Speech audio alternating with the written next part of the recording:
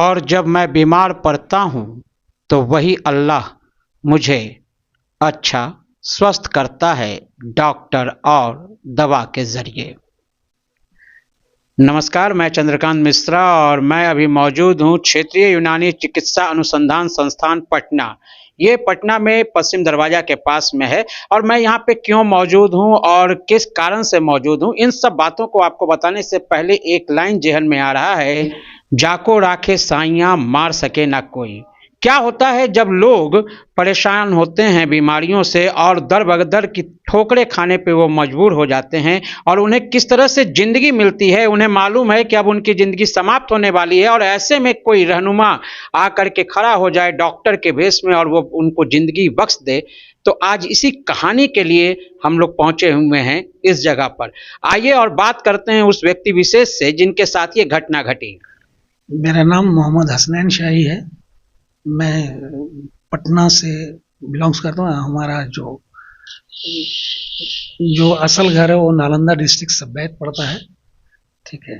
हसन भाई, क्या हुआ था? आप दिल्ली तक गए, दौड़ भाग किए, आपको क्या बीमारी हो गई थी, क्या हुआ था आपके साथ, पहले वो आप बताएं। एक्चुअली मुझे 2020 अक्टूबर में मुझे वो जॉन्डिस के शक्ल में वो कुछ दिखा, तो मैंने जो गैस्ट्रेंटोलॉजी को जब दिखाया तो कुछ दिन दवा चली लेकिन वो फ़ायदा नहीं हुआ। वो हमारा और हेल्थ जो है डाउन होता चला गया।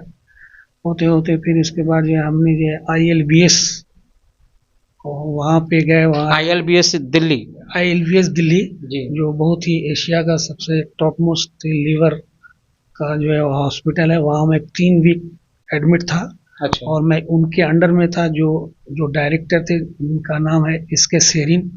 उनके जब इसमें रहा 3 वीक करने के बाद उन्होंने जो है वो बोला कि अब आपको जो है ये ट्रांसप्लांट की ज़रूरत है और इसके दूसरा हमारे पास और कोई इसका ये नहीं है। लीवर ट्रांसप्लांट के लिए आपको बोल दिया गया वहाँ? जी जी हाँ, लीवर ट्रांसप्लांट के लिए बोला गया और वो बोले कि ठीक है, आप लोग अपना अपने तरह से इसका जो है अपना इंतज़ाम कीजिए और फाइनेंस का देख लीजिए। और उसके लिए बहुत जो भी उसका जो प्रक्रिया है और उसका जो ये है वो बहुत ज़्यादा कुछ जटिल भी है। तो उसके लिए डोनर खोजना है, हाई कोर्ट से ये करना है, बहुत सारी उसके कागजात आई है, पैसा भी है और उस फाइनेंस का भी बहुत बड़ा मसला है। लगभग कितना खर्च? वो उसमें लीवर ट्रांसप्लांट उस टाइम में वो मुझे बताया था 40 लाख रुपीज़ का खर्च है। 2020 की बात? हाँ, 2020 की बात है। जी। तो उसके बाद आपने क्या किया? ये आपके दिमाग में कैसे आया, जेहन में ये बात कैसे आई कि हमको अल्टरनेट भी मेडिसिन देखना होगा या अलग जाना होगा? जब मैं वहाँ से उन्होंने जब हाथ उठा दिया कि अब हमारे पास कोई दूसरा अल्टरनेट नहीं है, उन्होंने हमारा हालत तो बहुत ही ज़्यादा ख़राब था लेकिन मैं ऐसे ही उधर से वो बस ये करके वापस जब मैं घर आया तो घर आने के बाद में कुछ लोगों ने क्या कि हमारे एक रिश्तेदार हैं, हमारे एक बहनोई साहब हैं अब्दुल सबूर सादिक, तो उनके संपर्क में हमारे डॉक्टर मंजर साहब जो रिसर्च में हैं, तो उन्होंने संपर्क किया। फिर हम लोगों ने उनको। आपको यकीन था कि ये मंजर साहब जो हैं वो पार कर देंगे, क्योंकि आप एक बड़ी संस्था से लौट के आ चुके थे, मायूस हो चुके थे? नहीं, यकीन तो पूरा था हमारे पास। एक यकीन भी था और दूसरी बात हमारे पास अल्टरनेट और कुछ नहीं था जी। अब इसके अलावा दूसरा कुछ नहीं था। तो मैं यकीन के साथ, उन्होंने डॉक्टर साहब ने बोला ठीक है आप यकीन के साथ खाइए और उसके बाद आपको शफा इंशाल्लाह मिलेगी। तो हमने जो है वो बहुत ही यकीन के साथ खाया। और इसमें मैं डॉक्टर मंजर साहब का बहुत बहुत शुक्रिया अदा करता हूँ। इन्होंने हमारे लिए बहुत जितने भी खिदमत किया वो उनको बोलने के लिए हमारे पास कोई अल्फाज नहीं है। 2020 से 2025 तक जो आपने पेशेंस रखा, जो धैर्य रखा, तो ये आपको बीच में कभी भी ऐसा लगा कि नहीं हम गलत जगह आ गए हैं, शायद अब नहीं हो पाएगा? नहीं, ऐसा मुझे नहीं लगा। लेकिन जब हमारी दवा जब चालू हुई तो मतलब ये है कि 3 वीक के बाद से हमें वो जो है वो दवा से प्रोग्रेस आना चालू हो गया। जो मैंने इंग्लिश मेडिसिन से जो हमको कुछ भी नहीं दिख रहा था, मतलब ये डेड हो चुके थे और हमारा डिजीज भी समझिए एक तरह से डेड था। जो बोल सकते हैं कि मतलब बिलिरुबिन जो 29 था वो 29 से नीचे आना चालू हो गया। 29? और नॉर्मल रेंज की बात करें तो कितना होता है जनरल? नॉर्मल रेंज जो है वो 1 है, 0 to 1। 1 से 29? 0 to 1 होना चाहिए नॉर्मल आदमी के लिए। तो हमारा 29 था, और 29 से नीचे वो इंग्लिश मेडिसिन से नहीं आ रहा था नीचे। तो उसका ही, तो इसके लिए तो वो 1 हफ्ते के बाद, 15 दिन, 2 वीक या 3 वीक के बाद से वो सडनली जो है घटना चालू हो गया। और इसके साथ में एक पीटी होता है, प्रथमान टाइमिंग, तो वो भी एक नॉर्मल रेंज 12 और 13 होता है, लेकिन वो भी हमारा 23 था, 24 था। तो उसमें भी फिर वो कमी होना जो है चालू हो गया। तो फिर और हमको थोड़ा सा ये मिला, स्ट्रेंथ मिला, थोड़ा सा हमको ये मिला, तो फिर हम उसको कंटिन्यू किया। अब क्या कहेंगे, अगर इस तरह के कोई पेशेंट हो तो दिल्ली जाने से पहले एक बार यहाँ मुलाकात वो कर लें?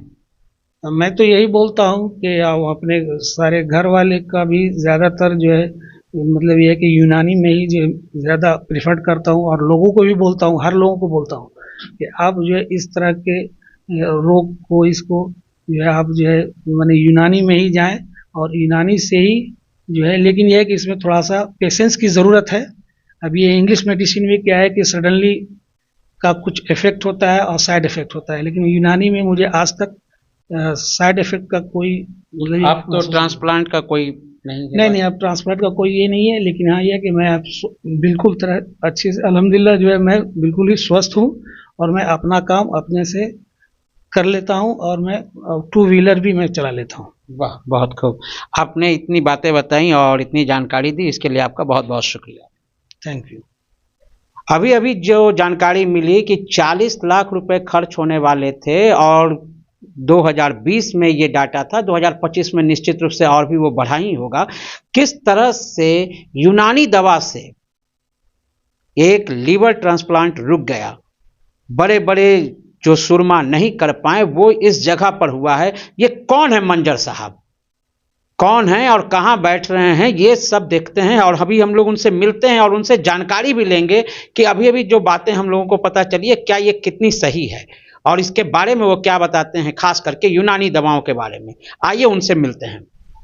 ये हम पहुंच चुके हैं क्षेत्रीय यूनानी चिकित्सा अनुसंधान संस्थान, और इस जगह पर ही मिलेंगे हमको मंजर साहब, और मंजर साहब से ही हम जानकारी लेंगे कि वो बातें जो लीवर ट्रांसप्लांट को लेकर के हुई थी वो क्या बात सही है क्या नहीं। यहाँ पर हम लोग मिलेंगे मंजर साहब से, आइए देखते हैं। और यहाँ से हम लोग टर्न हो रहे हैं, देख रहे हैं मंजर साहब कहाँ हैं, और ये रूम नंबर 10, और यहाँ पर मौजूद हैं डॉक्टर मोहम्मद मंजर आलम। आइए मंजर आलम जी से हम लोग देखते हैं, बातें करते हैं। अपने काम में मसरूफ़ हैं और हम लोग इनसे समय लेते हैं और देखते हैं कि क्या बातें होती हैं। तो फाइनली हम लोगों को मिल गए मंजर साहब। मंजर साहब, स्वागत है आपका हमारे इस चैनल में। क्या कहेंगे, अभी अभी जानकारी मिली है एक हसनैन साहब के बारे में, लिवर ट्रांसप्लांट की बात थी, क्या वास्तव में उनका लिवर ट्रांसप्लांट कैंसिल हो गया?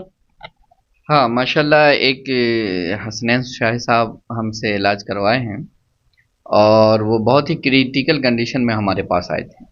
जब वो हमारे पास आए थे तो उनका सीरम बिलिरुबिन 29 है, जबकि मैं 21 ईयर्स से प्रैक्टिस कर रहा हूँ। इतना ज़्यादा सीरम बिलिरुबिन किसी पेशेंट का नहीं देखा, और जो है प्रोथ्रोम्बिन टाइम 24 था इनका, इतना भी मैंने कभी नहीं देखा। और जो है बाकी सारे सीरम अल्कलाइन फॉस्फेटेज वगैरह हमारे पास पूरा एक डेटा है, आप चाहेंगे कभी तो मैं आपको दिखाऊंगा।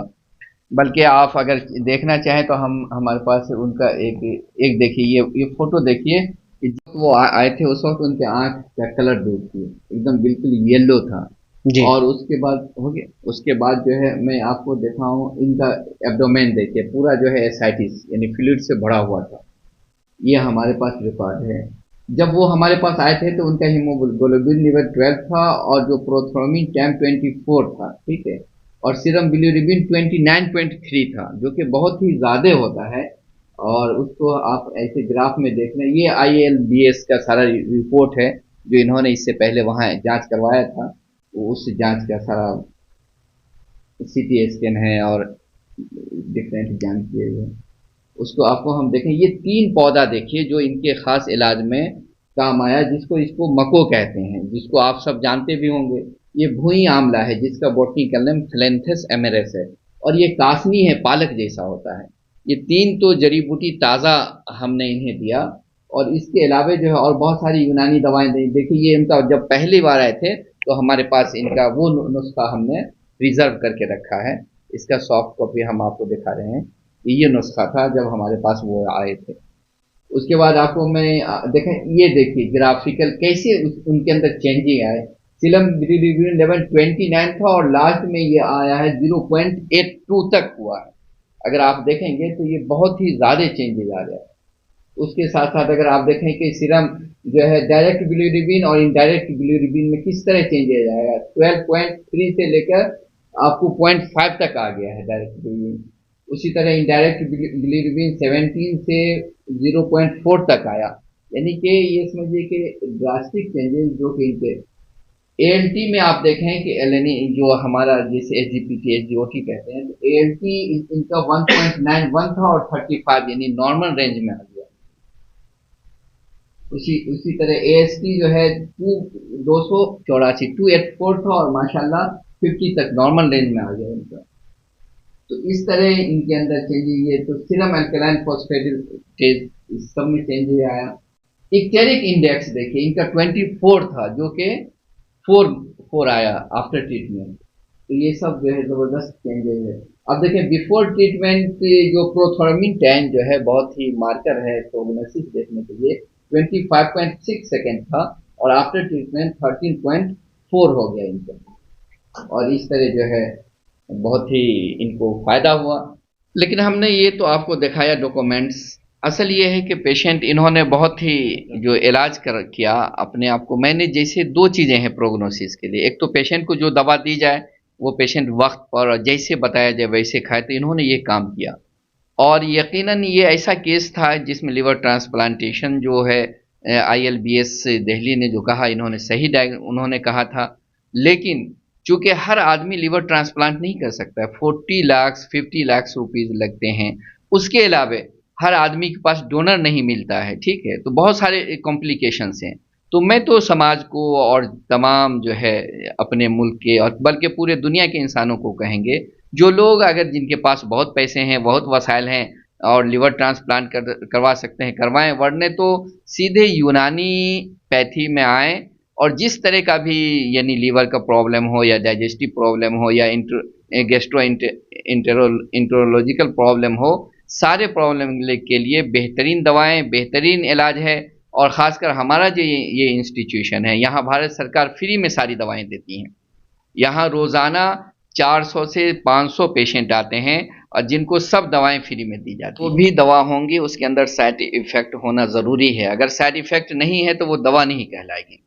आप कहिए कि यूनानी दवाओं के साइड इफ़ेक्ट पता क्यों नहीं चलता है, तो देखिए ये हज़ारों साल पुरानी पैथी है, तो इसकी जो दवाएं बनती है तो उसको साइड इफ़ेक्ट को इतनी प्रोसेस करके इतना कम कर दिया जाता है या निग्लेजेबल बना दिया जाता है कि लोगों के ऊपर इसके साइड इफ़ेक्ट नहीं पता चलता है। दूसरी बात यह है कि जो दवाएं साइड इफ़ेक्ट करती है तो उसका डोज और उसके तरीके ऐसे बताए जाते हैं कि उन दवाओं का साइड इफ़ेक्ट ना पता चले, ना ज़ाहिर हो, लोगों का जिस्म पर असर ना पड़े। अगर उसको सही तरीके से इस्तेमाल नहीं करेंगे, बहुत सारी हमारे यहाँ ऐसी दवाएं हैं जिसके बहुत ज़्यादा साइड इफ़ेक्ट हो सकते हैं, लेकिन चूंकि उसका प्रोसेसिंग, उसका खाने का तरीका, उसको मरीज को देने का तरीका, उसके डोज ऐसे हैं जिसकी वजह से नहीं ये होता। एक बात आपने जो अभी बताई जो बड़े गौरतलब है कि खाने को जैसे आपने बताया वैसे खाना है दवा। हाँ। ऐसा नहीं कि आप खाना के पहले खा रहे हैं या बाद खा रहे हैं, तो ये सबों से भी जो है वो कुछ प्रॉब्लम क्रिएट होता है। अगर आप टाइम पे नहीं खा रहे हैं दवा, या फिर जैसे बताया गया गर्म पानी से लें, ठंडे पानी से लें, तो इसी केस में मैंने एक नेशनल सेमिनार में प्रेजेंट कर रहा था, तो हमारे स्कॉलर ही पीजी स्कॉलर ने वो कहा कि सर ये इतनी सारी दवाएं खाएंगे तो किस तरह इस्तेमाल करेंगे। तो फिर देखिए अगर इस्तेमाल करने का तरीका है, अगर उस तरीके से नहीं करेंगे तो बिल्कुल परेशानी हो जाएगी। जैसे हमने इनको फ्रेश कासनी, मको और जो है इसका मुरव्वक बनवाया, यानी इसको पिसवा के पानी डाल के उबाल के छान के कहा इनको सुबह शाम पिए खाली पेट में, ठीक है, और शाम में पिए, रात में नहीं। अगर रात में पिएंगे तो फिर उसके साइड इफेक्ट होगा, बार बार पेशाब करने जाएंगे, नींद खराब होगा। तो ये सारी जैसे डॉक्टर बताएंगे जो डोज, वो बहुत ज़रूरी है। और उसी तरीके से तो तिब्बे यूनानी में कुछ दवाएं खाली पेट में खिलाने की है, कुछ दवाएं खाने के बाद की है, कुछ दवाएं सोने वक्त की है, कुछ दवाएं जो है दूध के साथ है, कुछ दवाएं गर्म पानी के साथ है, तो जो तरतीब है उससे खिलाएंगे तो उससे ज़्यादा फायदा होता है। चलिए, आपने इतना समय दिया सर, इसके लिए बहुत बहुत धन्यवाद। बहुत बहुत शुक्रिया, आप तशरीफ़ लाए, आते रहिए। मैं आपको इस बात के लिए आपसे रिक्वेस्ट भी करेंगे और बहुत हमें खुशी हुई कि आप आए, और हम चाहते हैं कि समाज को जो है ज़्यादा से ज़्यादा तिब्बे यूनानी के ज़रिए फ़ायदा हो, और ख़ासकर वो लोग जो बहुत ज़्यादा परेशान हैं वो सब यूनानी में आएँ और अपना इलाज करवाएं। शुक्रिया, धन्यवाद। तो आपने देखा किस तरह से यूनानी पैथी से इलाज कराने के कारण ही आज लीवर ट्रांसप्लांट रुक गया। एक तरह से एक व्यक्ति विशेष जो अपना इलाज करवाते थे धैर्यपूर्वक और सही समय पर, जिस तरह से डॉक्टर साहब ने बताया उस तरह से दवा लेकर के अपने आप को आज दुरुस्त कर लिया। तो इस तरह की कई विधाएं हैं हमारे भारत देश में, अगर हम लोग उन पर विश्वास कर लें और हम लोग उस पर एक बार एक नज़र कर लें तो निश्चित रूप से हम लोग ऐसे भी स्वस्थ रह सकते हैं। हमारे पुराने जो पूर्वज थे उन लोगों ने इस तरह के विधियों का इजाद किया है जिससे कि हम लोगों को बहुत फायदा मिल सकता है, बशर्ते अगर हम उसका एक बार अध्ययन करें या एक बार जाके वहां जांच करवा लें। तो इसी तरह से अगर आप लोगों भी कोई भी परेशानी हो तो एक बार बड़े अस्पतालों में जाने से पहले अल्टरनेट थेरेपी में भी जरूर से यूनानी में भी एक बार जांच करवा के देख लें कि क्या यहाँ पे संभव है या नहीं है, और यदि इत्तेफाकन आपको भी डॉक्टर मंजर जैसे लोग मिल जाएंगे तो निश्चित रूप से आपकी भी किस्मत एक बार फिर से जाग जाएगी। तो इसी तरह की तमाम खबरों से जुड़े रहने के लिए आप हमारे चैनल को लाइक करें, शेयर करें और सब्सक्राइब करें। आपके तमाम सवालों के जवाब की जीत के साथ मैं Chandrakant Mishra, today 24.in। Thank you. Video को लाइक करें, शेयर करें, सब्सक्राइब करें और तमाम तरह की खबरों से जुड़ने के लिए बेल आइकन को ज़रूर दबाएं। धन्यवाद।